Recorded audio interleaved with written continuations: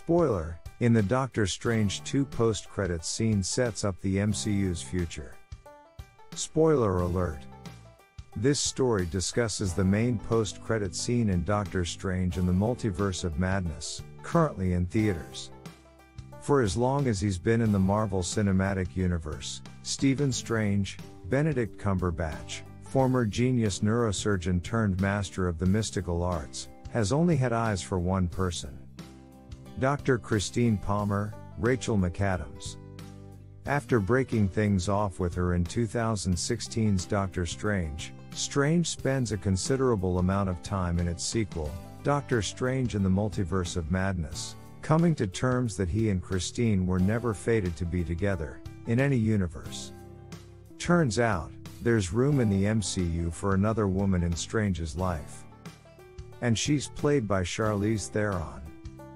In the post-credits scene of Multiverse of Madness, or, technically, the mid-credits scene, we see Strange walking down a Manhattan street when suddenly, a white-haired, purple-costumed Theron calls out his name.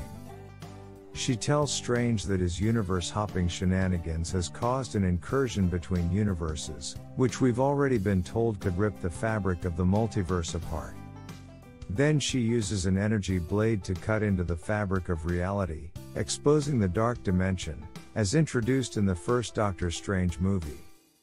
She asks Strange to join her to fix the incursion.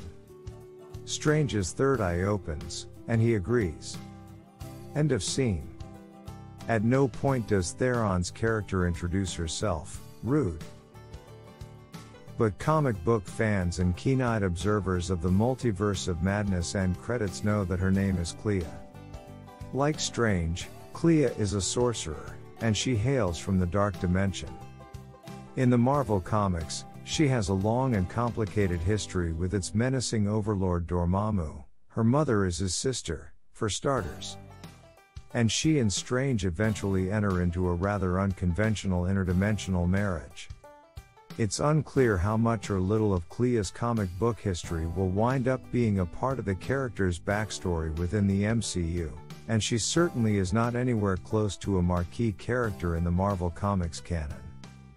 But she is now played by an action movie icon, between the Fast and Furious movies, 2020's The Old Guard, 2017's Atomic Blonde, and especially 2015's Mad Max, Fury Road. Theron is a star, not a supporting player, and Marvel Studios would not hire an actor of her fame, stature and talent if it's not planning big things for her. Just how big is the question? It's no surprise that Disney and Marvel are radio silent on their plans for Theron and Clea. But at the very least, we can reasonably expect Cumberbatch and Theron to headline the third Doctor Strange movie, and likely much sooner than the 6-year gap between the first and second films. Doctor Strange in the Dark Dimension certainly has a good ring to it. But how much should audiences expect Clea and Theron to become entangled with the rest of the MCU, in the same way Cumberbatch's Strange has through the last 2 Avengers movies and Spider-Man: No Way Home? In a previous era of the MCU, of course Marvel Studios would hope to include Theron as many projects as possible. Robert Downey Jr. was in 9 MCU movies from 2008 to 2019. Post-Endgame, however, the horizon is far less clear.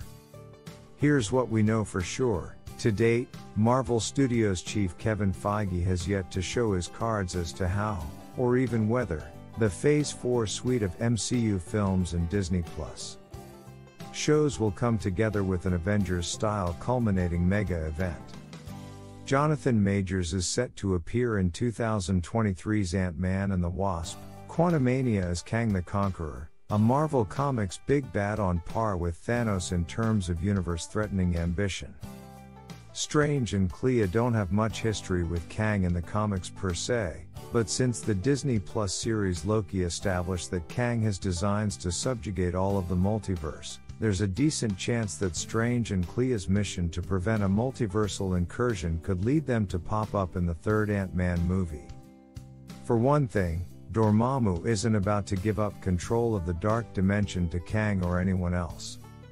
Another possibility, upcoming releases like this July's Thor, Love and Thunder, and 2023's Guardians of the Galaxy Volume 3 and the Marvels, not to mention the as yet undated Fantastic Four film, will shift the MCU's focus away from Earth and into the multiversal cosmos, where Strange and Clea could find themselves especially useful, leading to a big team-up movie that would debut in May 2024. With so many films and Disney Plus titles to manage now, however, it is just as likely that we won't see a grand, unifying movie for Phase 4 at all, or at least as we've come to expect them. Consider that Theron's franchise dance card is already pretty full, between playing Cypher in Fast X, and, presumably, its sequel, and reprising her starring role as Andy in The Old Guard 2 and any other sequels beyond it. She is an in-demand star who often produces her own material, so devoting years of her career to making Marvel Studios movies may not be possible. It almost seems like, by casting an actor too big and busy to turn over her career wholesale to the MCU, Marvel is signaling, intentionally or not, that the era of massive team-up films is over. But whether Theron goes on to a major MCU career or a minor one, Marvel, and audiences, will be happy to have her.